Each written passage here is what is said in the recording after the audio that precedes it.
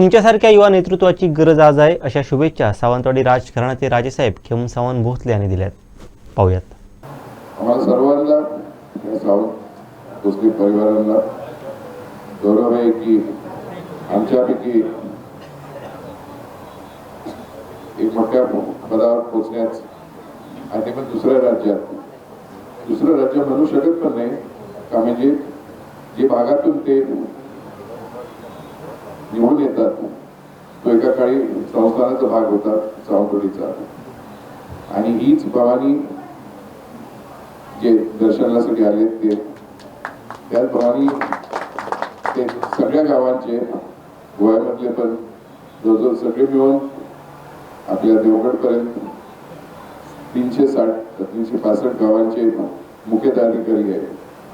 आणि त्या निमित्ताने कुठल्या परिस्थितीमध्ये या आपल्या गावात या भवानीकडे, आणि भवानी म्हणजे परत सावंत भोसले आणि सगळ्या परिसरातल्या सगळ्या संस्थांची एक जागृत शक्ती आहे. आणि त्या त्यांनी आणि वर्ड घेणारी होती.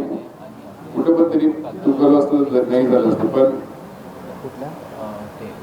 कुठल्या पण परिस्थितीत त्यांना ती तिथं आणली गेली. आपली व्यक्ती जी आपल्या परिसरात सावंत भोसलेंचे खानदानमधले एक मुख्यमंत्रीची पद घेऊन इथं आज पोचले, त्यांची भेट गाठ घालून आम्हाला सर्वांना आनंद होतोय. अनेक 2 टर्म झाले त्यांचे, पण त्याला आणि पुढं प्रगतीचं करायचंय राज्याला, आणि असं करत जावं. आणि कधीतरी पण चान्स मिळाला वरती दिल्ली जायला, तो पण नाही मोठ्या प्रकारामध्ये देशाचा भला होतोय, देशाची उन्नती होती. नाव फक्त कमायला नाही, पण देशाची उन्नती झाली पाहिजे. कुठल्या परिस्थितीत आता देश एक झालं पाहिजे आणि एक राहिलं पाहिजे. हे तुटाबिटामुळे आपलं संरक्षण देशामध्ये राहत नाही, संरक्षण बाहेर राहत नाही, आणि बाकीचे देश लोक बघतात, बाकीचे बाहेरचे देश, आणि त्याचं हे घेतात, ॲडव्हान्टेज घेतात.